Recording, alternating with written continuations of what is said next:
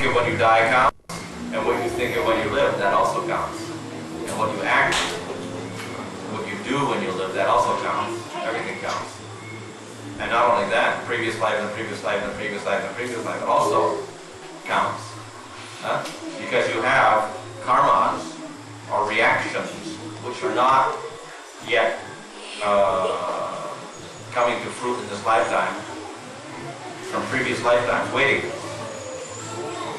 But they will not come out of this lifetime even. So it doesn't depend on the acts you do this lifetime. It's actually done in past lifetimes. And they won't come out this lifetime, but they may come out next lifetime or next lifetime or next lifetime. So not only this life's activity, a previous life's activity also are waiting in next lifetime. So it's a little complex. So desires are there, impressions are there, consciousness is there, and karmas are there, and they combine and produce your next body, etc. Then you do some more activities in that lifetime.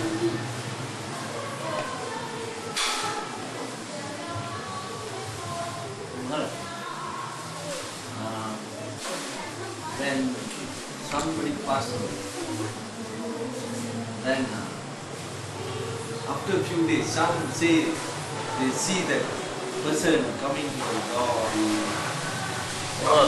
Ghost. Same form. Yeah, can. Because your subtle body also has a form.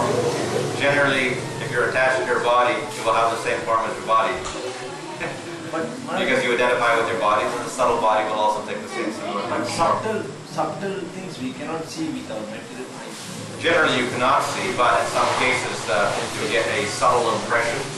If you have sensitivity and you have an emotional attachment, then it may become visible slightly, not completely.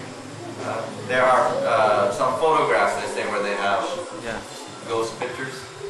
Sometimes you see forms of faces and things in the pictures. So maybe they're fake, maybe I don't know about that, but like shadowy pictures, eyes, etc.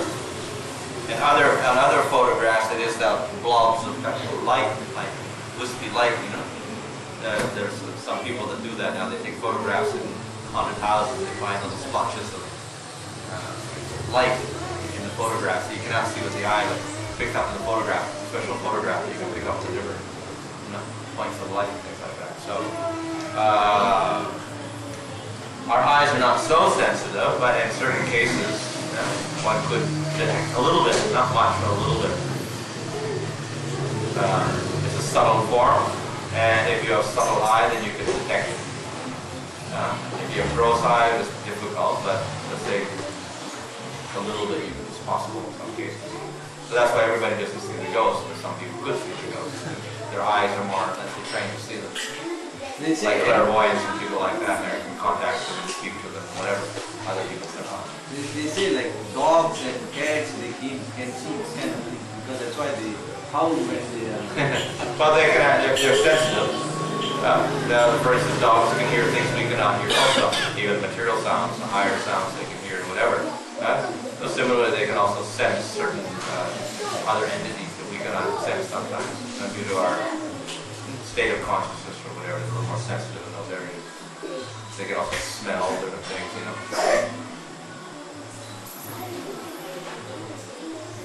They even say there's cat ghosts and dog ghosts. Maybe. Once was an article, somebody took a photograph in hospital in Jakarta. So what I was that we saw a picture of ghost. Picture of a ghost in the photograph. In the photograph? Yeah, they took it a ward actually. It's a ward. So it happened to be a photograph of a kind of a lady. It's a white color form. Standing there. Yeah, there was recently, I think, somewhere in some, what do you call these, they have the videos on all the time in stores and things, and banks and stuff like that. They got one there, I think, coming out the door. That goes subject to And one castle, I think, also coming out the door. They got one in the castle, and I think in one factory or something, they got a picture that looked like a ghost in the picture. And one of the surveillance cameras got one. So they're like transparent forms or something. slightly visible.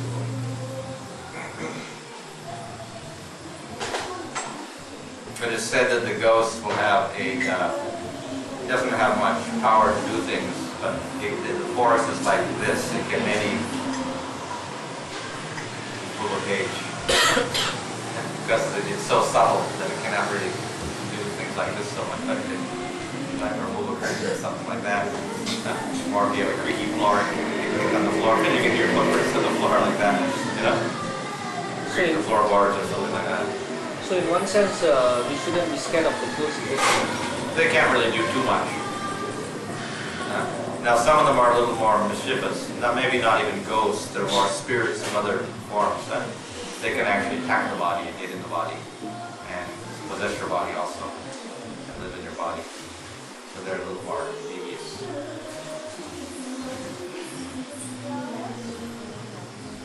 The ghost basically is lost. He doesn't know he's dead. So that's why he doesn't get into the next body, because he's still so attached to his body here, he doesn't want to go anywhere. He's attached to the place, attached to his body, he still thinks he's that body. And he sees everything, he thinks I'm still normal. He doesn't realize everything else is not in the same realm. Is the ghost does it go through some anxiety?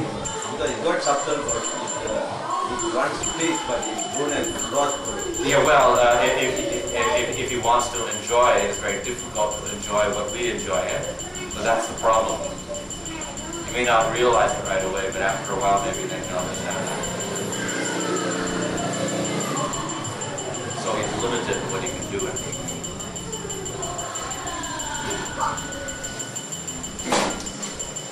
Just like when you dream, then you don't think that's the dream body. You think that's me. So similarly, when people die, then they think that's me. In other words, they continue from their waking state and they go into the dead state and they think I'm still me. And they try to do everything, but somehow it doesn't work out properly. Because everything else is different. You know? No one sees them.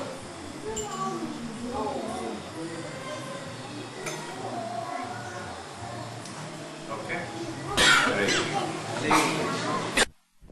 Mata paratrananya Kinchirasti Dhananjaya Mai Sarvam Idam Protam Sutre Manigana Iva Mata paratrananya Kinchirasti Dhananjaya Mai Sarvam Idam Protam Sutre Manigana Iva Mata parantaram nanjat Kinchasti danjaya Mahi sarvang idam proktam Sutre manigana iva Rests upon me as pearls are strung on thread. Purport, there is a common controversy over whether the Supreme Absolute Truth is personal or impersonal. As far as Bhagavad Gita is concerned, the Absolute Truth is the personality of Godhead, Sri Krishna, and this is confirmed in every step. In this verse in particular, it is stressed that the Absolute Truth is a person. That the personality of Godhead is the Supreme Absolute Truth is also the affirmation of the Brahma Samhita, Ishvara, Parama Krishna Satchidananda Vigraha. That is the Supreme Absolute Truth. Personality of Godhead is Lord Krishna, who is the primeval Lord, the reservoir of all pleasure, Govinda, and the eternal form of complete bliss and knowledge. These authorities leave no doubt that the Absolute Truth is the Supreme Person, the cause of all causes. The impersonalist, however, argues on the strength of the Vedic version given in the Svedasvatara Upanishad. Tatoya Uttarataram Tat Avupam Anamayam Yaetat Vidur Amritas Tevavanti Atetare Dukam Tevapiyanti. In the material world, Brahma, the primeval living entity within the universe, is understood to be the supreme among the demigods, humans, and lower animals. But beyond Brahma there is the transcendent, who is no material form and is free from all material contaminations. Anyone who can know him also becomes transcendental, but those who do not know him suffer the miseries of the material world. The impersonalist puts more stress on the word arupam, but this arupam is not impersonal. It indicates the transcendental form of eternity, bliss, and knowledge as described in the Samhita quoted above. Other verses in Svetasvatara Upanishad changes as follows: Vedaham ekam purusham mahantam adityavarnam tamasa parastat tam eva viditva ti dhruvam iti nanya panta vidyate vidmana. I know the Supreme Personality of Godhead who is transcendental to all material conceptions of darkness. Only he who knows him can transcend the bonds of birth and death. There is no way for liberation other than this knowledge of that Supreme Person. There is no truth superior to that Supreme Person because he is the supermost. He is smaller than the smallest and he is greater than the greatest. He is situated as the side of a tree. He illumines the transcendental sky, and as a tree spreads its roots, he spreads his extensive energies. From these verses, one concludes that the Supreme Absolute Truth is the Supreme Personality of Godhead, who is all-pervading by his multi-energies, both material and spiritual. Translation, O conqueror of wealth. There is no truth superior to me. Everything rests upon me, as pearls are strung on a thread. So this is a very famous verse. And also, definitive, recalling the Vedanta Sutras, which say that, what is this Brahman, Atato Brahma Jigasa? And the answer is Janmadasa Yagaha, that from which everything comes. That is called Brahman. So Bhagavad Gita is called the Gita Upanishad. Technically it is not an Upanishad, it's not a Shruti, part of the Vedas. It is written by Veda Vyas as part of the Mahabharata. So it has a historical beginning. Nevertheless, Bhagavad Gita is called the Upanishad of the Upanishads, bringing out the final conclusion of them. Of course, in general, the Upanishads talk about Brahman, our spiritual Brahman. But the question comes, what is this Brahman? So the impersonalist will say, he has no qualities, no form, and no activities. And the Vaishnavas will say, no, this Brahman is Vishnu or Krishna. Gita is there to explain that more clearly. So here we have a statement by Krishna himself. He says, everything comes from me. And there's nothing superior to me. Parakaram. Superior. There's nothing superior to myself from something else, and that is superior to me. In other words, when Krishna says there's nothing superior to me, that means that he has no origin. He has no cause. He is not dependent on anyone else. If we have a cause, then we are dependent on that other cause. We cannot exist without that cause. If there's no father and mother, there's no child. So if Krishna has a cause, without that cause, Krishna doesn't exist. Therefore, he's dependent. So it's not absolute. It's not the absolute truth that he has a cause. So when we say the final absolute truth, or God, that means he is not dependent upon anything. He has no cause. And yet, he is the cause of everything else. Since everything else exists in the world and the Lord has no cause, everything else seems to have a cause, and ultimately it comes from the Lord. However, we can also question this because what about the jivas? The jivas are eternal. So by eternal we understand they have no cause. Krishna is eternal, he has no cause. And the jivas are also eternal. They should have no cause also. So therefore we cannot say that the Lord is the cause of the jivas.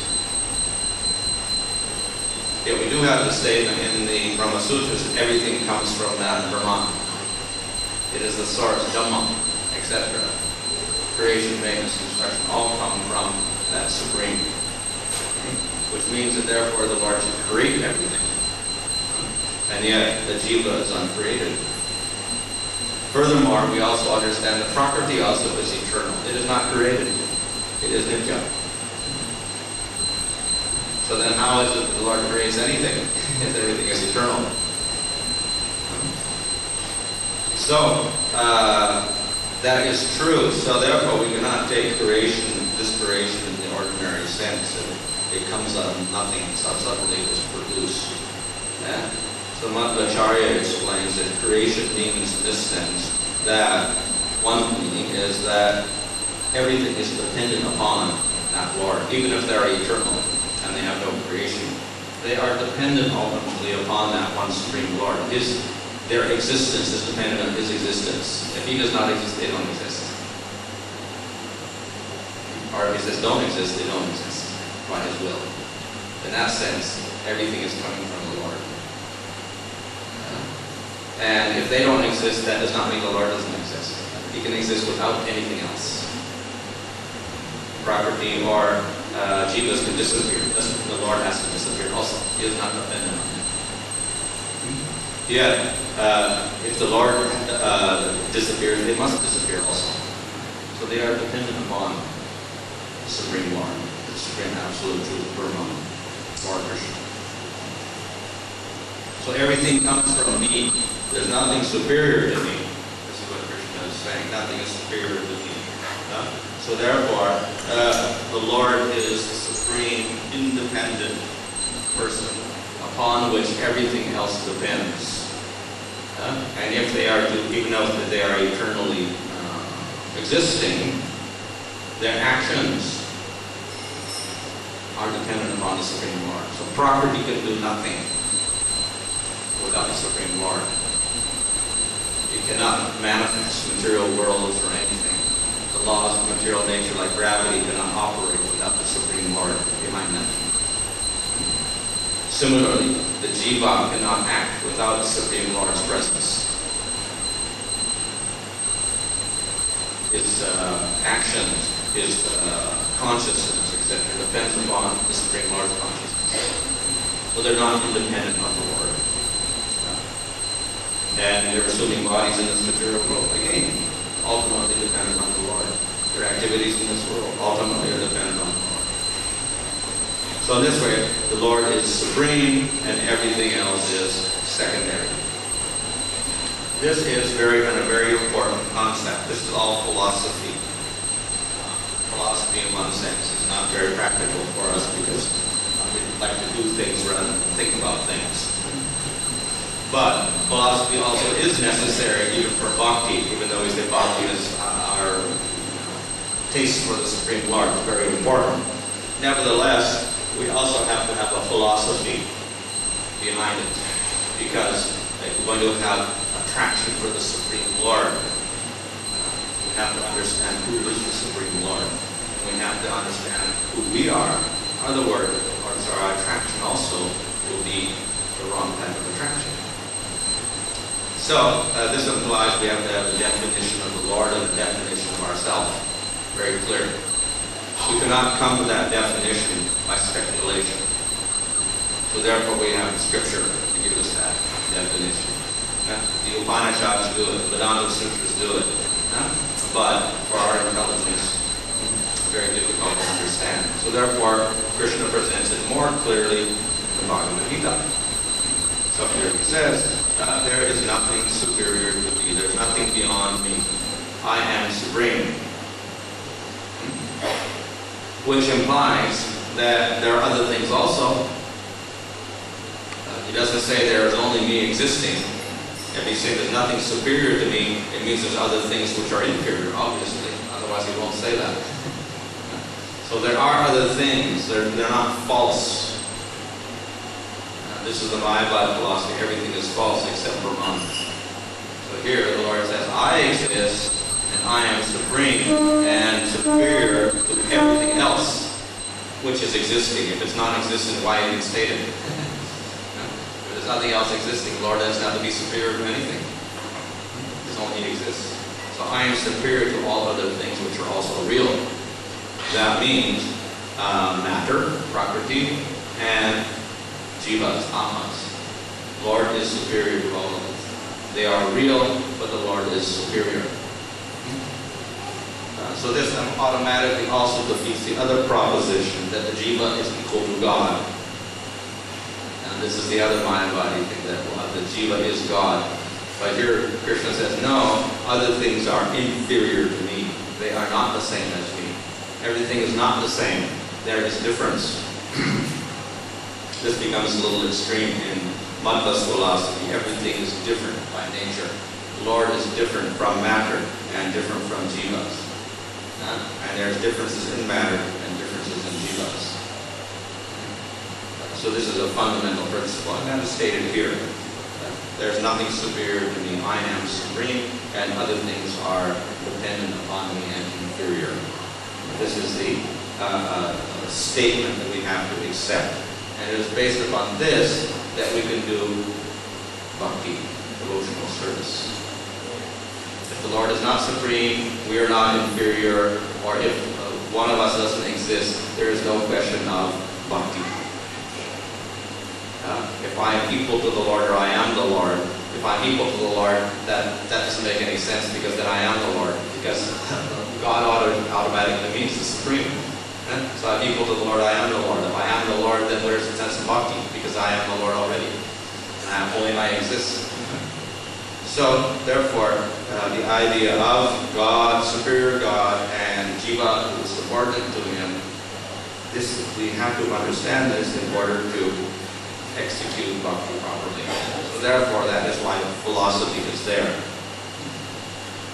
So, of course, this is what the large section of the Upanishads talk about, and Vedanta Sutra, and here we find in Bhagavad Gita, this is made very explicit in the middle 6 chapters of Bhagavad Gita. Actually, if we look previously in the first 6 chapters, we don't find too much discussion about the Supreme Lord, except a little bit in chapter 6 about Paramaha. And once in a while Krishna says, become my devotee, or think of me. But he doesn't say too much. But in the middle 6 chapters, from 7 to 12, this is where we will find a discussion of the Supreme Lord. Krishna is talking about himself and who I am. So in other words, the middle 6 chapters are very important to define the Supreme Lord and the position of the jiva. In other words, this is about bhakti yoga. The first 6 chapters are generally about karma yoga, with a little bit of ashtanga yoga and a little bit of jnana yoga in chapter 2 and in chapter 5 and 6. But basically karma yoga. And the last 6 chapters basically jnana. But the middle 6 chapters are about bhakti. And here we'll find Krishna speaking about himself. So this begins here in these verses at the beginning of this chapter, where Krishna says, everything comes from me. I am supreme. There's nothing beyond me. Everything exists as like pearls on thread, which means that everything exists under the laws of the Supreme Lord. By His order, by His will, everything is working in a proper way. So this is very important to understand. And the result of this is that we can have bhakti, we can have devotion as a result of this. So So the reason this has to be made clear is that, as is pointed out in Prabhupada in the purport, the Upanishads sometimes speak in one way, which will make us assume that this supreme being has no form and no qualities or no activities. These quotes here from Svetasvara Upanishad says, "Arupam," it has no form. So, but then again, we'll find in the same Upanishad, it says, Vedaham etam purusham mahantam, I know that supreme person, mahantam purusham, adityavarnantam saparastra, who is the color of gold, light, the sun, and who is beyond darkness. So there, when we talk about purusha, automatically we think of person. Purusha means person, and person has a form. So we'll find both types of statements there in the Upanishads. So there's a little ambiguity there. Both things are said, arupam and rupam. So in Bhagavad Gita, therefore, Krishna makes the matter clear. Here he makes it clear. And then later on in the 12th chapter, again, Krishna makes it very clear. Arjuna asks, so therefore, what should I worship? Should I worship the Akshara Brahman, the indestructible Brahman, the impersonal aspect, or should I worship you with devotion? And then Krishna says, better you worship me with devotion. It is much easier. And finally, those people who worship the Akshara Brahman, they will have to also take up bhakti in order to achieve perfection. So in this way, we have to finally conclude that when Krishna is talking about Brahman or whatever, absolute truth, ultimately it means a personal form. And that personal form is the Krishna who was standing before Arjuna. Here he says, Mattaha, there's nothing superior to me. And at the end of Bhagavad Gita, Krishna says, surrender only unto me. So the Supreme Lord is speaking, and he's speaking about himself, and he is directly standing before Arjuna. So the direct interpretation, therefore, is that Krishna is Brahman, he is God, he is supreme, and one should surrender unto him, and we should not take it that it means something else. So this is the direct meaning of the Bhagavad Gita. Unfortunately, people will misinterpret, and they'll come up with all sorts of other meanings for Bhagavad Gita. And ultimately, Krishna is speaking, but he doesn't really mean this, ultimately. He doesn't mean me as Krishna, but he means the Brahman. Of course, then we can actually ask the question, how can the Brahman speak to Arjuna at all and teach him anything if there's only one substance there, talking to yourself? What's the use of talking to yourself, trying to teach yourself? One part of you is in ignorance and one part of you is not in ignorance. How can that be? So all sorts of contradictions will arise in terms of interpreting the Bhagavad Gita from the point of view of oneness. But if we take that Krishna is supreme, Arjuna is also a jiva who is real and separate and inferior to him, then everything can be very, very simply resolved. So therefore, bhakti is the simplest way to interpret the Bhagavad Gita without having to go through all sorts of secondary logical processes to interpret.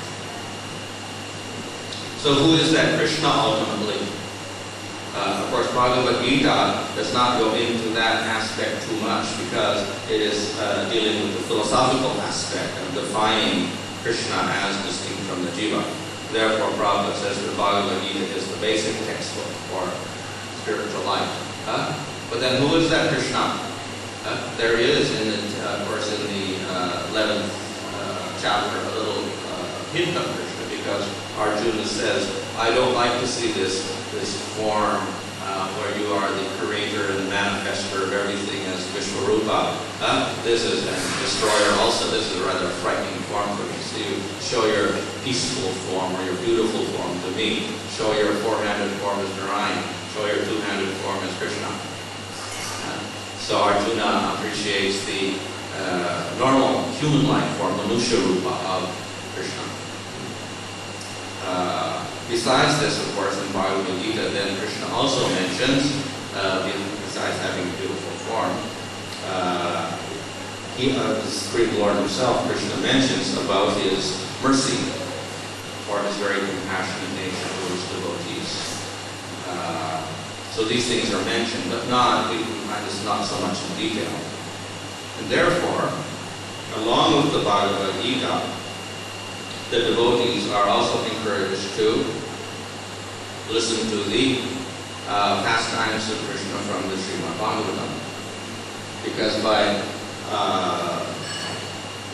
hearing those pastimes of Krishna in his Manusha Rupa form, when he appeared in Raja 5,000 years ago, we can appreciate more about his beautiful form and his qualities and his activities. And so therefore we're able to understand the nature of the Supreme Lord. In Bhagavad Gita, we got one aspect of his nature described, that is his powers. Nothing is superior to me. I know everything. Everything comes from me. Everyone is my servant. That's the powerful aspect of the Lord, which Krishna finally displays in the 11th chapter by showing Vishwarupa. But of course, Arjuna doesn't like that aspect so much, so he says, you take that aspect away, I like to see your more friendly form. But then, that friendly form is not described in too much detail in Bhagavad Gita. But we will find that discussed more in the 10th canto of Srimad Bhagavatam. In fact, we'll find the opposite takes place in the Bhagavatam, 10th canto. Instead of describing the powerful aspect of Krishna as the creator, the opposite is shown, how Krishna is not powerful, which sounds like a contradiction. But this is the great attraction of Krishna himself, which makes him superior to Vishnu. Vishnu displays his power. Krishna does not display his power, and this is his outstanding quality. Rupa Goswami mentions that the outstanding nature of Krishna makes him different from Vishnu. It's not a matter of powers, because they're exactly the same. They're both God. God is God, so therefore God has all powers. But it is in the manifestation of qualities. Not qualities of power, but qualities of sweetness.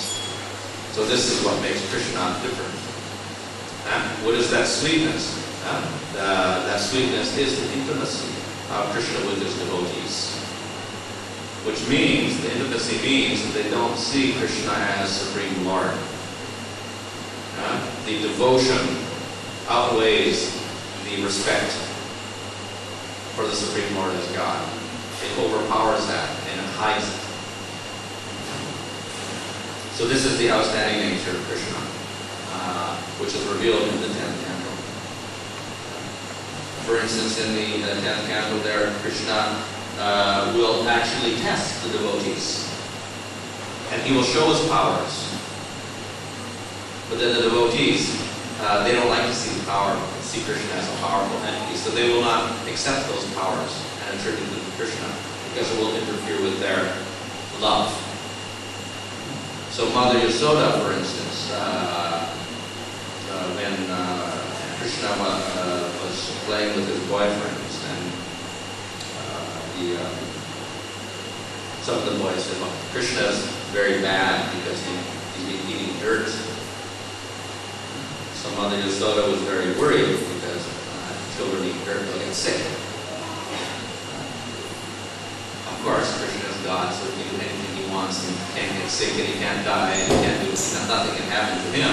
But Mother Yasoda is treating Krishna as her child, and it's natural for a mother to take care of the child and think that he is helpless, so she has to educate him and tell him what is right and what is wrong, even though Krishna is all knowledgeable and superior. The affection of Mother Yasoda is such that Krishna agrees to take that role being a little ignorant child, eating dirt. So, but then Krishna was in a little bit of a dilemma, because then if Mother Yasoda saw dirt in Krishna's mouth, then she would punish him, and little boys don't like to get punished by their mothers. So he had to think of some way of hiding that he had eaten dirt. But because he is Supreme Lord, he has a specific power called his Satya Sankalpa Shakti. That means the power to make anything happen immediately when he desires it to be so. In other words, he thinks this has to happen. It'll happen automatically. Whatever he wants happens. That is the power of God. If he says the universe should disappear, it will disappear. If he says let it appear again in the same form, it will appear in the same form without any labor on the part of the Supreme Lord. So whatever he wants automatically is fulfilled by Shakti, and he doesn't have to really do anything. So therefore he was just thinking, well, I have to get out of this problem now. So his Satya Sankalpa Shakti provided the answer for him. So when he opened his mouth, Mother Yasoda didn't see any dirt there, but she saw the whole universe there instead. So this was a little bit astonishing to her. It wasn't expected that she would see the whole universe within Krishna. Of course, the dirt was also there as part of the universe. But more than the dirt, she saw the whole universe within Krishna. Krishna was only a small child like this. So it was rather remarkable that inside Krishna's little mouth, she could actually see everything that was actually outside her and outside of Krishna. So everything was outside of Krishna and Mother Yasoda, yet Mother Yasoda saw all of that within Krishna at the same time simultaneously. So in this way, Mother Yasoda got very bewildered. Now this, of course, is a display of the Vishwarupa, which was also displayed to Arjuna. Same thing, but we see the reaction was very different. Arjuna, when he saw the form, then he was overcome by that, and later on he said, I respect you, Krishna, because you're so great, and though I was your friend, please forgive me, because now I know that you are God. Mother Yasoda, for a moment, was thinking like this, oh, what is this? How can this be, this universe within my son? And she was thinking for a moment that maybe it's true, my son is God. And she saw everything there, all the material elements, all the devatas, the planetary systems, rivers and the mountains, and all types of living entities, 8,400,000 species were all there. And she even saw Vrindavan there. And she saw herself looking in Krishna's mouth there also. So this way, she was overcome with confusion, actually. And then she thought, well, maybe I better just give up this role of being a mother, and I'll renounce and everything, and I'll start practicing spiritual life more seriously. Immediately when she thought that, then Krishna also got a little worried. Well, if Mother Yasoda gives me up, then who's going to feed me? So then immediately Mother Yasoda, she just looked away. Immediately, then her confusion was more or less gone. And she says, this must be some sort of hallucination or a dream or something like that. And not a dream because I wasn't sleeping, not a hallucination because I'm not intoxicated, whatever. Therefore, it simply must be some influence of these Rakshasas coming around who tried, like Utala and others, and they're causing some problem for my child. So therefore, she called the Brahmins, and Brahmins chanted mantras to drive away the evil spirits. And that's how she thought of this whole vision she had of the universal form. Why? Because the power of her love for Krishna was greater than anything Krishna could do to dispel that prema. In other words, this was Krishna's test. Now will Mother Yasoda, upon seeing this universal form, begin to respect me as the Supreme Lord? As Arjuna did. But no, she did not. In fact, she forgot about it. Why? Because of the strength of her love. Her prema was so strong that it rejected this idea that Krishna could ever be Supreme Lord and have all these powers. So the nature of her love, the strong attraction of her for Krishna, seeing him as her son, who was powerless and little and just a baby, was greater than Krishna displaying his own powers. Even if he displays them in person, she will not accept. Because her love is greater. The vision of her love is greater than Krishna showing his powers. So here we see that Krishna is defeated by his devotee. And the devotee's love is greater than Krishna's Shakti's, displaying all of his powers. He cannot disturb her in any way. He cannot influence her and increase her knowledge in any way. So though knowledge of God as the creator, maintainer, and the supreme, etc., is necessary for us in the beginning of devotional service in order to practice bhakti, in the highest stages of bhakti with Krishna, this knowledge is actually covered over by the love, the intensity of love. And therefore all the inhabitants of Vrindavan, they do not see Krishna and say, oh, this person is supreme. Mother Yasoda thinks of Krishna as her child. And if she thinks she's supreme, she cannot think of him as her child. The cowherd boys think of Krishna as their friend. And if they think of him as supreme, they cannot be his friend anymore. And the gopis think of Krishna as their boyfriend. And if they think of him as God, how can he be the boyfriend anymore? So it is disturbance to their intense love for Krishna. So this covered over. It does not mean it is absent, because the very basis of bhakti is the position of Krishna and Jiva as being distinct, and Krishna is superior and Jiva is inferior. So that's there, but it is covered over by the intensity of their praying for Krishna. When one has praying for Vishnu, that is present. One understands, yes, this is God, and one still has prema. But the prema is different, the love is different. So that shows the supremacy or the superiority of worshiping Krishna. That position is higher, is more intense. Even the idea that Krishna is God becomes covered over by the intense love. So that is the unique quality of Krishna and only Krishna. No other form of the Supreme Lord, no avatar form or form in the spiritual world manifests the sweetness that Krishna does in Vrindavan. So that is the highest realization, where prema is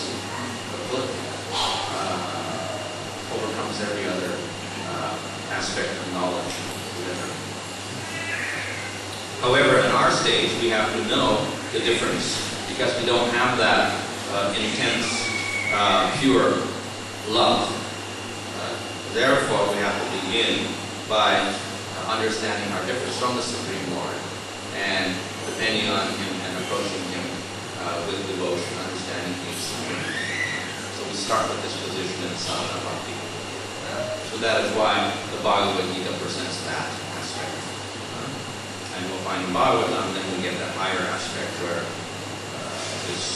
Krishna's powers are covered up by His love. Okay, any question? Maharaj, you were mentioning that in the Bhagavad Gita, Krishna shows his power. And in the Bhagavatam, is covered by love. What about that in the Chaitanya Charitamrita? What is the Chaitanya Charitamrita?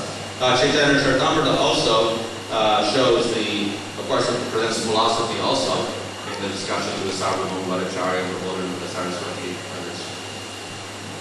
However, actually, Chaitanya Charitamrita presents more than anything else the highest form of prema. That is the love of Radha and Krishna, which is also presented in Srimad Bhagavatam. So Chaitanya Charitamrita basically presents Chaitanya Mahaprabhu, and Chaitanya Mahaprabhu is the embodiment of prema.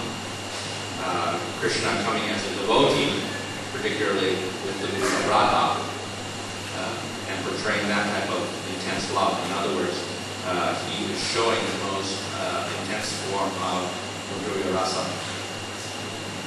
That's ultimately what Chaitanya Charitamrita presents. So it is, we can say, a magnification of the 10th canto of Bhagavatam, and particularly of the chapters on Rasa Lila. Ultimately, that's what it presents. So that's the post-practical course.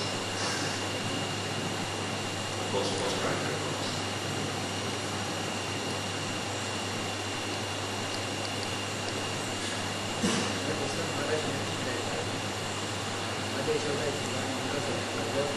It is not Yoga Maya that makes Mother Yasoda forget, etc. Krishna Chakravarti is very particular to mention this point.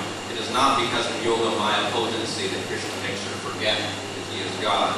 It is the very nature of prema itself in Mother Yasoda that it wipes everything else out. Any obstacle to that prema is destroyed. So that illustrates her great love for Krishna. Krishna didn't do anything. He just simply presented the universal form, and Mother Yasoda completely forgot it. Not because of Yoga Maya, but because of the prema. Prema would not allow it to enter into her consciousness anymore.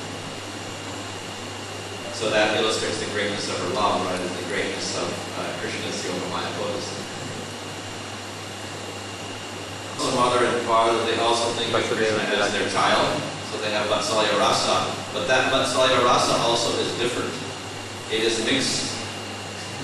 They see Krishna as their child, but they actually did sadhana and they worship with Yoga Misra Bhakti in their previous life. And then they got Krishna as their child. And when Krishna came out, then he displayed himself as Vishnu with 4 hands. And they said, oh yes, our child is Vishnu. And they offered their respects to him and everything like that. And then they told him, well, Bhakti said, well, now you better hide yourself and become like an ordinary child because people will laugh at you. And Krishna became a 2-handed form of a small child.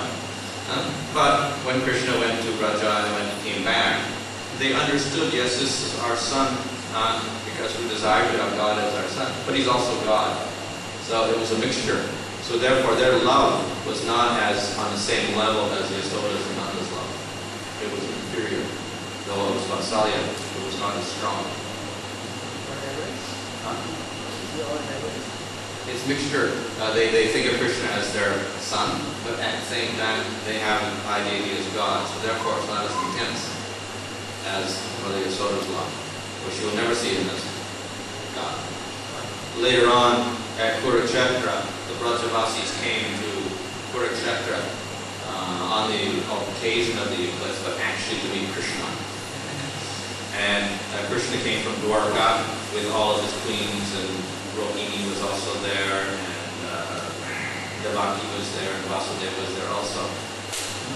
And finally, Krishna and Balaram met Yasoda and Nanda privately in one tent. And Devaki and Rohini were also there. And when Mother Yasoda and Nanda Maharaj met Krishna and Balaram, they put them on their laps like small children. And they began to cry. Uncontrollable. They embraced their sons in great love. And Devaki was with, and Rohini were standing there. And then Devaki was trying to tell Mother Yasoda, well, you see, actually, Krishna is my son, actually. He was born from me, not from you. So it's actually my son. But Mother Yasoda never heard that. She could not hear that. Her love was so intense. And then Devaki was thinking, well, how this is very strange, because actually Krishna is my child, but Mother Yasoda has more love for Krishna than I have for Krishna. Her love is so intense compared to my love. How is it possible? So the actual truth is that Krishna is the eternal son of Mother Yasoda and Nanda. And they don't see him as God. They see him as their son only. Whereas for Devaki and Vasudeva and others, they see him, yes, he is the son, but he is also God. So therefore their love is not so intense. So they realize that Mother Yasoda's and Nanda's love is much greater than theirs.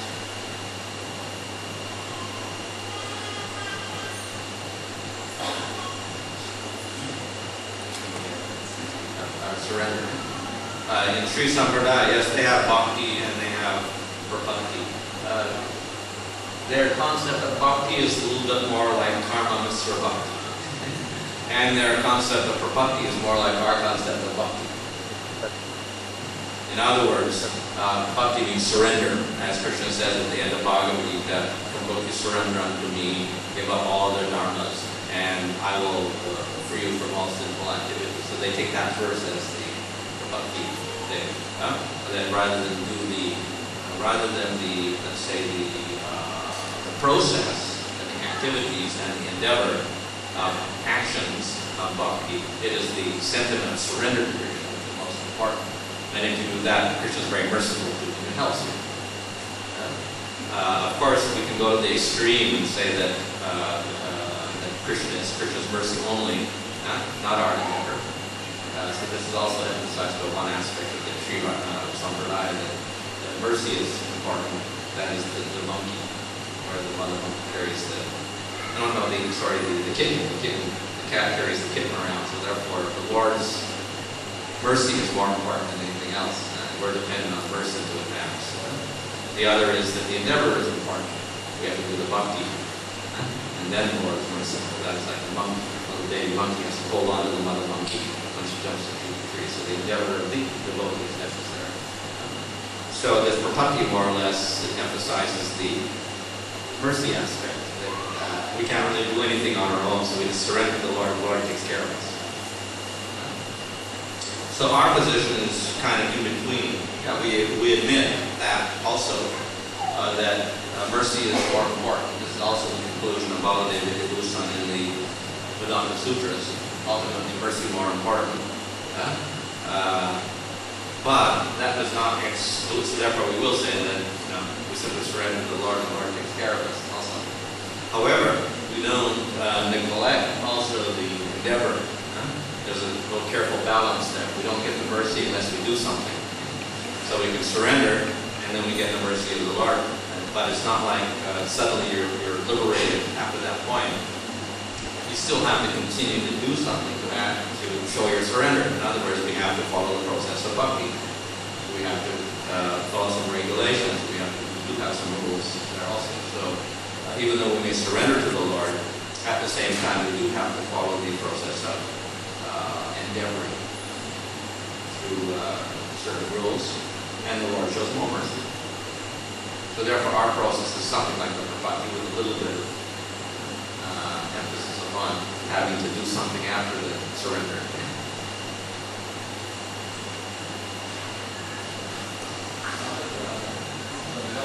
Here's again Mr. Bhakti, who referred to the aspect of Aishvarya.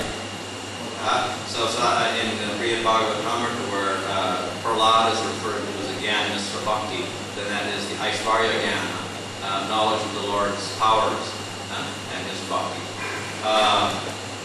However, when we have the Jnana Mr. Bhakti, when we have these four types of people who surrender to Krishna, the Arta, Jagasi, and the Arti, and the Jnani, that Jnani is also a Jnana Mr. Bhakta.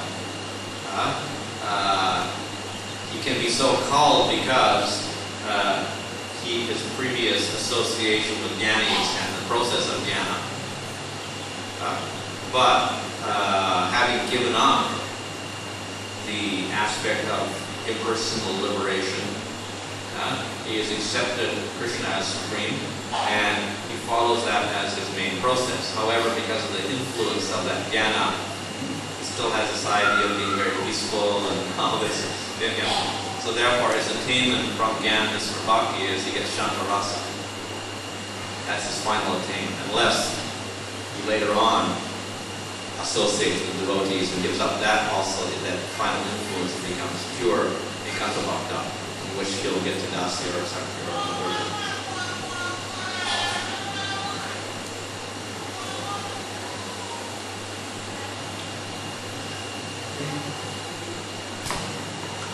Hare Krishna.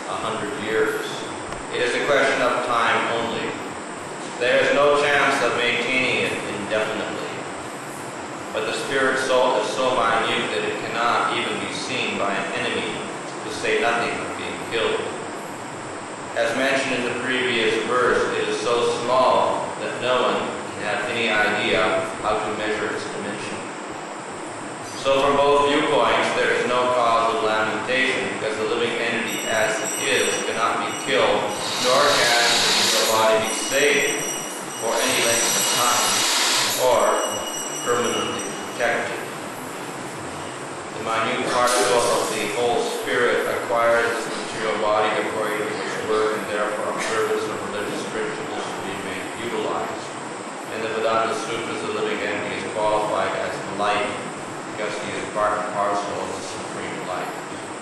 sunlight maintains the entire universe, so the light of the soul maintains this material body. As soon as the spirit soul is out of this material body, the body begins to decompose. Therefore, it is the spirit soul which maintains this body. The body itself is unimportant. Arjuna was advised to fight and not sacrifice the causal religion for material bodily experience. Translation: the material body of the indestructible, immeasurable, and eternal living entity is sure to come to an end. Therefore, fight, O descendant of Bharata. In the beginning of the Bhagavad Gita, Krishna is telling us the importance of Atma, of the soul. பகவத்கீதையை ஆரம்பத்தில் பகவான் ஸ்ரீகிருஷ்ணன் நம்மளுக்கெல்லாம் இந்த உடலை பற்றியும் ஆத்மாவை பற்றியும் விளக்குகிறார். And in contrast to that, he is explaining the insignificance of the body. அதே வேளையில் இந்த உடலை பற்றி உள்ள குணங்களை பற்றியும் விளக்குகிறார். So here he says that the body, or deha, is antavata. அதாவது இந்த உடலாகப்பட்டது அந்தவதா என்று கூறுகிறார். Anta means end. அந்த என்றால் முடிவு, இறுதி. Antavata means having an end. அந்தவதா என்றால் முடிவை காண்பது. So the material body has a beginning and has an end. ஜட உடல் ஆரம்பம் இருக்கின்றது, இறுதியும் இருக்கின்றது. And not only has a beginning and end, it is not a very long span of life. அந்த ஜட உடலில் ஆரம்பமும் முடிவும் இருந்தால் கூட அதுக்கு ஒரு குறிப்பிட்ட காலம் தான் செயல்படுகின்றது. And it may be very short also. அந்த காலம் மிகவும் குறைவான ஒரு காலமாக இருக்கலாம். In contrast to that, the soul, or that which dwells in the body, that's called the sariri, that's called the dweller in the body, that is eternal. ஆனால் அதுக்கு மாறாக அந்த உடலில் இருக்கின்ற ஆத்மா சரீரம் என்று அழைக்கப்படுகின்றது. அது என்றும் எப்போதுமே நிலைத்து இருக்கக்கூடிய ஒன்று. Eternal means it has no beginning and has no end. ஆத்மாவுக்கு ஆரம்பமும் இல்லை, முடிவும் இல்லை. So the body here is andavata. It has end, whereas the soul has no end. அப்போது இந்த உடலாகப்பட்டது ஆரம்பம் இருக்கின்றது, முடிவு இருக்கின்றது. ஆனால் அந்த உடலில் உள்ள இந்த ஆத்மா எப்போதுமே உள்ளது. அதுக்கு ஒரு கால நேரம் கிடையாது. And so from these two qualities we can see there is a great difference between body and soul. அப்படி இந்த இரண்டு ஜட உடலுக்கும் இந்த ஆத்மாவுக்கும் இருக்கின்ற தகுதிகளை பார்க்கும்போது நிறைய வித்தியாசங்கள் நமக்கு தெரிகின்றது. Actually, everything we experience in this world has a beginning and an end. இந்த உலகத்தில் காண்கின்ற எல்லா விஷயங்களுக்கும் ஆரம்பம் முடிவு இருக்கின்றது. So for something to be eternal, it must be very, very special. அப்போ இந்த ஆத்மாவுக்கு எங்கும் எந்த நேரத்தில் இருக்கக்கூடியது, இது ஸ்பெஷலானது. So this soul, which is eternal, is also further described here. மேலும் இந்த ஆத்மாவை பற்றி இப்பொழுது விளக்கப்படுகின்றது. It is anasina, which means that it can never be destroyed. மேலும் இந்த ஆத்மாவை அனாசினா என்று அழைக்கப்படுகிறது. அதனால் இதுக்கு அழிக்க முடியாத ஒரு பொருள். It cannot be killed.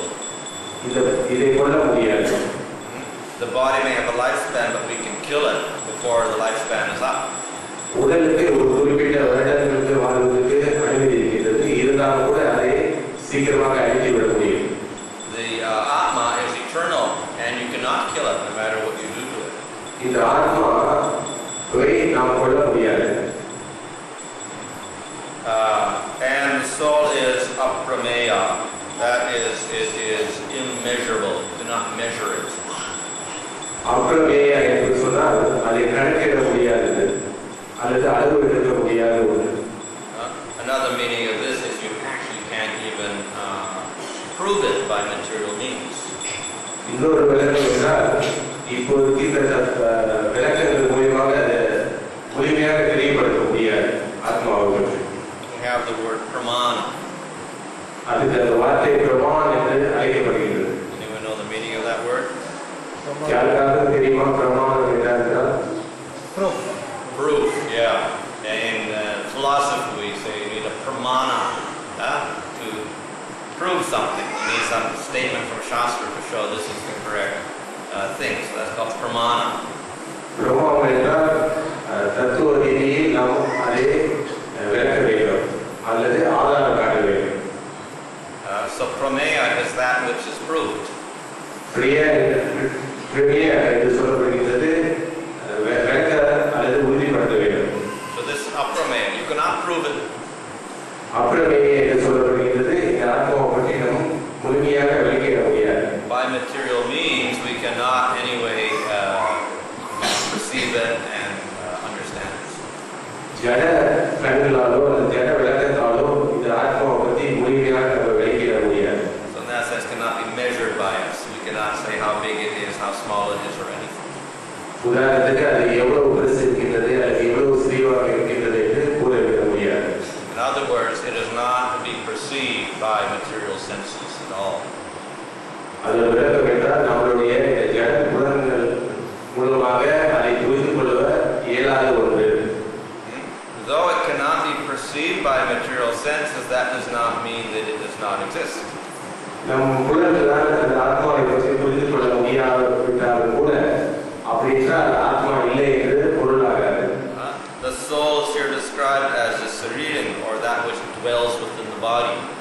சரீரம் சொல்லும்போது அந்த ஆத்மா அந்த உடலில் வசிக்கின்றது.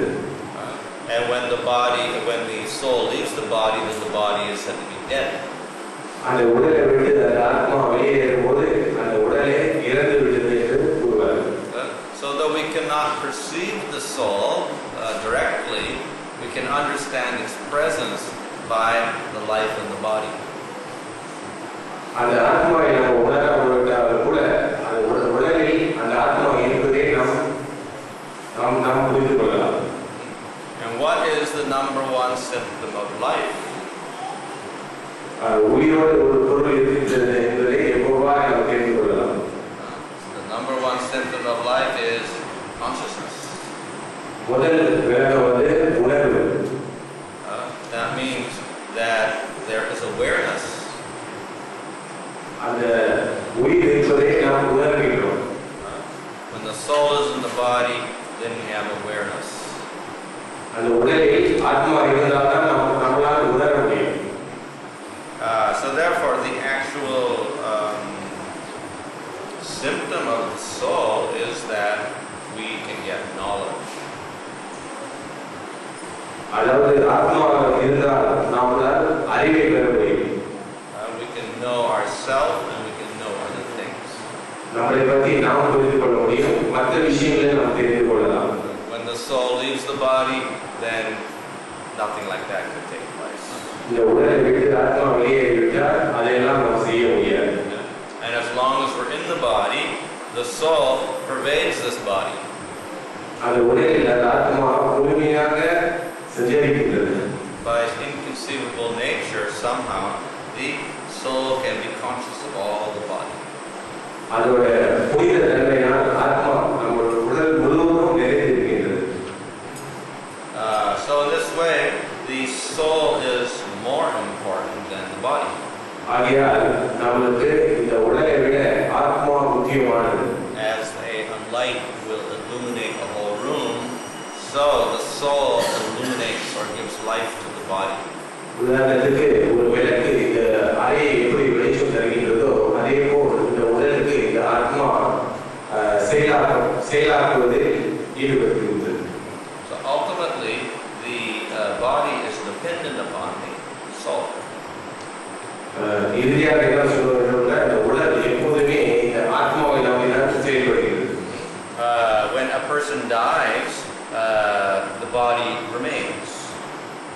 ஒருவர் இறந்து விட்ட பிறகு அந்த ஆத்மா உயிரோடு தான் செயல்படுகிறது. But then we say the person is dead, but the body is still there. ஆனால் நாம் அந்த மனிதன் இறந்து விட்டார் என்று சொல்கிறோம். something separate from the body, which is more important than the body.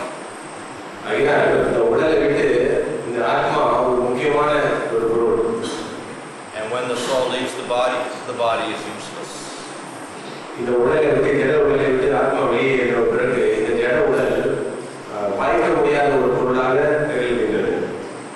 So from this verse we can understand the importance of the soul.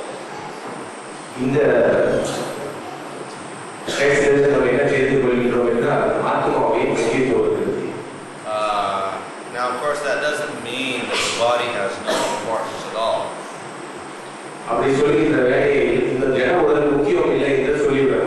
Otherwise what would be the purpose of having a body? It has a purpose, but we should never think that we are the body and the body is the most important thing. No, the soul is important. We are the soul.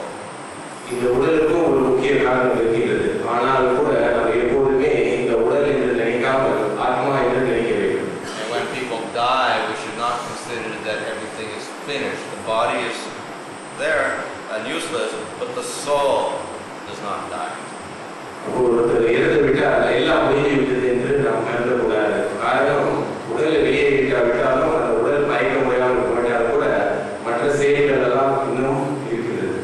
So when a person dies, we should not lament that the person is suddenly perished. No, they still live somewhere.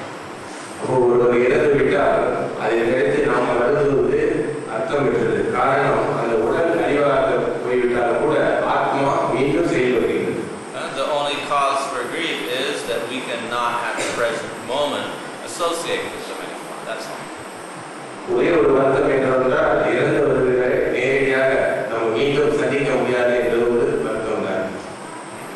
So in this chapter, Krishna actually is encouraging Krishna is encouraging Arjuna to kill. He says,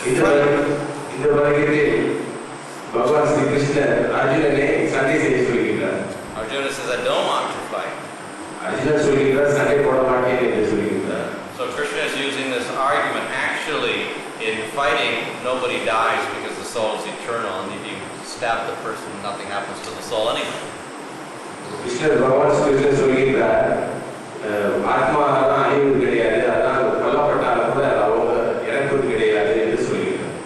However, we cannot use this argument in normal life.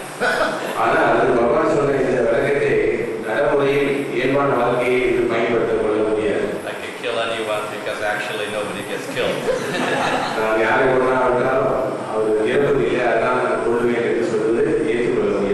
Actually, this is what Krishna says in the next verse. Actually, nobody gets killed. You think you're killing somebody, they don't die.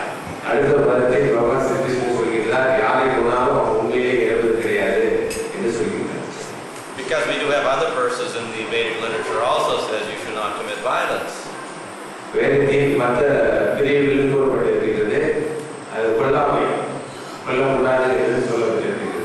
So unnecessarily we should not commit violence.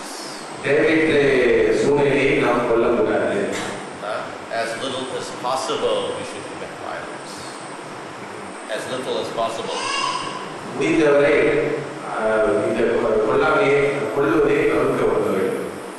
So of course Arjuna had a good point. He says, I should not kill these people because especially I should not kill my relatives, my elders, my teachers and gurus.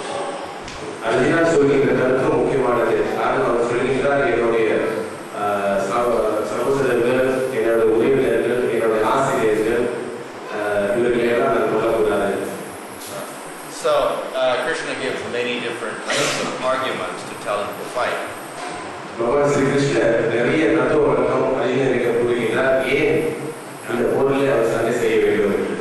But the real argument to fight is because Krishna himself has decided these people should die.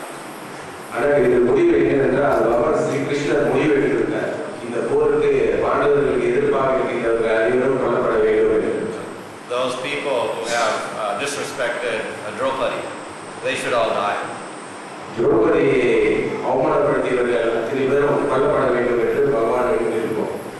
When a person offends the devotee of the Lord, then the Lord does not tolerate that. பகவானுடைய பக்தர்களை யார் ஒரு அவமானப்படுத்துகிறார்களோ பகவான் அதை தாங்கிக் கொள்ள மாட்டார், நிச்சயமாக அவர்களே கொடுத்து விடுவார். So therefore even Bhishma had to suffer this fate of getting killed. ஆகையால்தான் அவ்வளவு பெரியவராகிய பீஷ்மரை கொல்லப்படுகிறார். Later, in the 11th chapter, when Krishna shows the universal form, then he shows that all of the Kauravas, all of the enemies, are being devoured by Kala. பதினாறாவது அத்தியாயத்தில் பகவான் அவருடைய சுயரூபத்தை காட்டும் போது அந்த இதில் கௌரவர்கள் அனைவரும் காலத்தால் எப்படி ஐக்கியப்படுகின்றார் என்பது தெரிய வருகிறது. Krishna showed all of the planets and everything within the body of himself, and then he showed all of the warriors getting destroyed by getting sucked into his mouth and getting crunched by his teeth. அந்த விஸ்வரூபத்தில் பகவானுடைய ஸ்ரீகிருஷ்ணனுடைய விஸ்வரூபத்தில் போர் முறையில் இருக்கின்ற எல்லா வீரர்களும் அதே கூட்டம் கூட்டமாக அவருடைய வாய்களில் போர்மாறு, அதாவது நொறுக்கி அடித்து அப்படியே இழுக்கப்படுகிறார். So Krishna showed this before the battle took place. அந்த போர் நடக்கிறதுக்கு வந்து அவருடைய சுயரூபத்தில் இதை காட்டி வருகிறார் பகவான் ஸ்ரீகிருஷ்ணன்.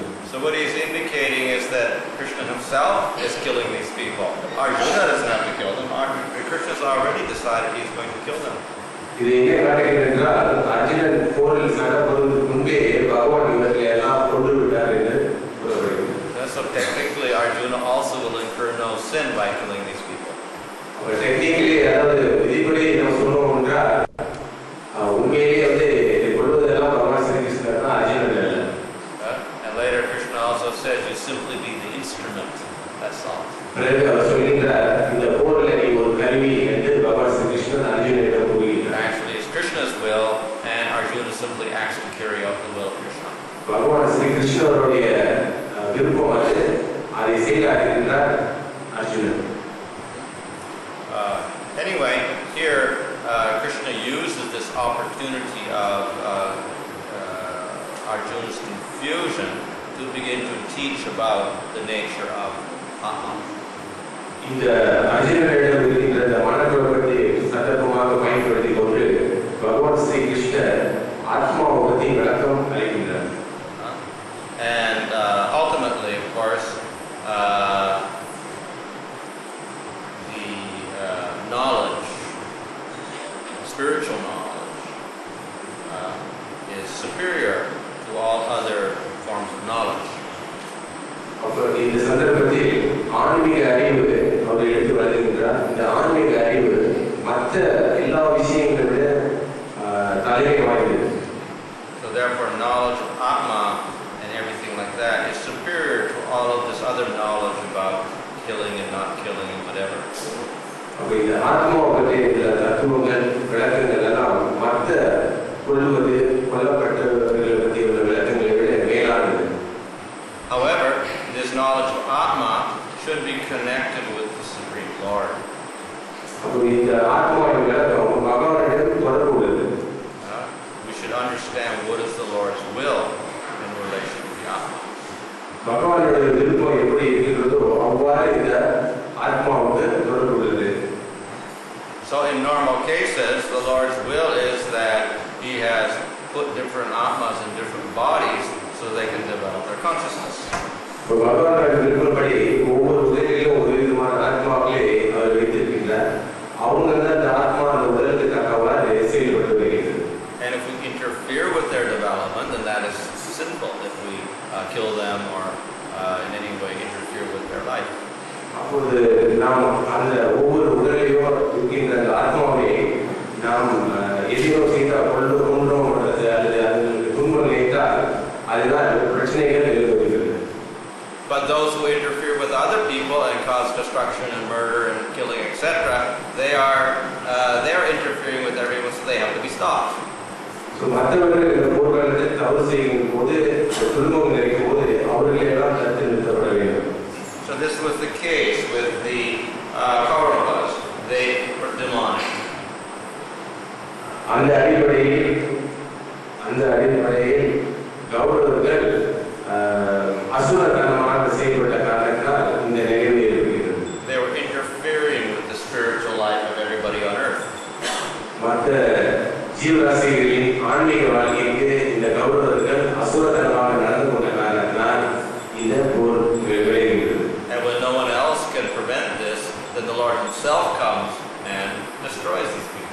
இந்த கௌரவங்கள் சக்தி வாய்ந்த அசுரர்களாக இருக்கின்ற காரணத்தினால் யாருமே தடுக்க முடியாத காரணத்தினால் பகவானே ஸ்ரீ கிருஷ்ணர் நேரே வந்து அவர்களே அழைக்கின்றார். And with him he brings his eternal devotees to help him in that work. அவர் வரும்போது தனியாக வராமல் அவருடைய அந்தரங்க உதவியாளர்கள் அனைவரையும் அழைத்து வந்து இந்த போரை முடிக்கின்றார். So Arjuna is one of Krishna's eternal associates. Arjunan வந்து பகவானின் அந்தரங்க சேவகர். In the Bhagavatam, it is explained that actually Arjuna and Krishna are eternally associated with each other. பாகவதத்தில் கூறப்பட்டிருக்கிறது அர்ஜுனனும் கிருஷ்ணனும் ஆன்மீக லோகத்தில் இணைப்பிரியாத இருந்தவர்கள் என்று. And actually even Mahavishnu wants to see them. மகாவிஷ்ணுவும் இந்த அர்ஜுனனையும் கிருஷ்ணனையும் பார்க்க ரொம்ப விரும்புவதாக கூறப்படுகிறது. Near the end of the 10th canto, there's the story of how Krishna and Arjuna went to see Mahavishnu. மற்றொரு காந்தோடு பாகவதத்தில் கூறப்பட்டது உள்ளது. அர்ஜுனனும் கிருஷ்ணனும் எப்படி மகாவிஷ்ணுவை சென்று கண்டார்கள் என்று. When Krishna was living in Dwarka, there was one Brahmana, and he had sons were born, but each time the sons were born, they kept disappearing. Krishna துவாரகாவில் இருக்கும்போது அங்கு ஒரு பிராமணர் இருந்தால் அவருக்கு நிறைய குழந்தைகள், ஆனால் இது குழந்தைகள் பிறப்பது போதெல்லாம் அந்த குழந்தைகள் மறைந்து விடுகின்றன. Each time a son disappeared, he announced publicly, "Is there any kshatriya who can save my sons? Actually, I'm supposed to be protected by the warriors, but nobody is protecting my children. What is this?" அப்போ பிராமணர் பகிரங்கமாக பொது இடத்தில் அறிவு செய்கின்றார். ஒவ்வொரு தடவையும் அவருடைய குழந்தை காணாமல் போது சொல்கின்றார், நான் ஒரு பிராமணர், என்னை காக்க வேண்டியவர்கள் சத்திரியர்கள், அரசர்கள், ஆனால் என்னை காக்கும் போது யாருமே காப்பதில்லை என்று. So child after child disappeared like this, and the Brahman became very, very disturbed. ஒரு குழந்தையாக மறைந்து போய்கொண்டே இருக்கின்றது. அவர் ரொம்ப மனக்குழப்பத்தில் ஆளாகப்பட்டார். And Arjuna happened to be there after the 9th child disappeared. And Arjuna heard this challenge and he said, "No, I will protect the next child. I will see that this child lives." ஒன்பதாவது குழந்தை பிராமணரின் குழந்தை காணாமல் போன பிறகு அந்த இடத்துக்கு அர்ஜுனன் வருகின்றார். பிராமணர் கூறியதை கேட்டு அவர் சொல்கின்றார், நான் உங்களுக்கு பாதுகாப்பு அளிக்கின்றேன் என்று. So when the child was about to be born, then Arjuna came there in the house of the Brahmana, and he had, of course, Arjuna is very skillful with arrows, archery. So he surrounded the whole place with arrows, shot arrows everywhere so that nothing could harm the child. இந்த பிராமணரின் 10வது குழந்தை பிறந்ததுக்கு முன்பாக அந்த அர்ஜுனன் அவருடைய வீட்டுக்கு சென்று அவருக்கு வீட்டு விஜயன் என்று பேர் இருக்கின்றது அல்லவா, அதனால் அவருடைய வீட்டை வைத்து அந்த வீட்டு பிராமணருடைய வீட்டை எல்லாம் முழுமையாக எல்லாரே கட்டி விடுகின்றார். But the Brahman said, "Oh, it is hopeless because no kshatriya here can protect my children. So many have gone already." But Arjuna said, "No, if I cannot protect this child, I will throw myself in fire. I will kill myself."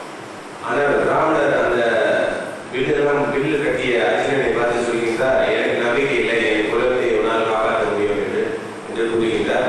ஆனால் அதுக்கு அர்ஜுனன் சொல்கின்றார், இந்த முறை கண்டிப்பாக உன்னுடைய 10வது குழந்தையை நான் காப்பாற்றுவேன், அப்படி காப்பாற்ற தவறினால் நானே என் உடலை தீக்கு அர்ப்பணித்து விடுகின்றேன் என்று சொல்கின்றார்.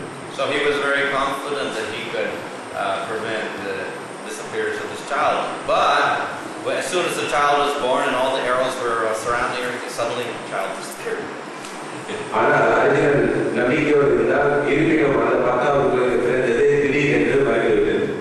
So then Arjuna said, "I will find that child. I will go everywhere." So he went all the different directions in this world. Then he went down to the underworld, and he went to Yamaloka. He went everywhere in the universe. அப்போது அர்ஜுனன் தொடர்ந்து எல்லா லோகத்தையும் தேடினார். இப்போது இருக்கின்ற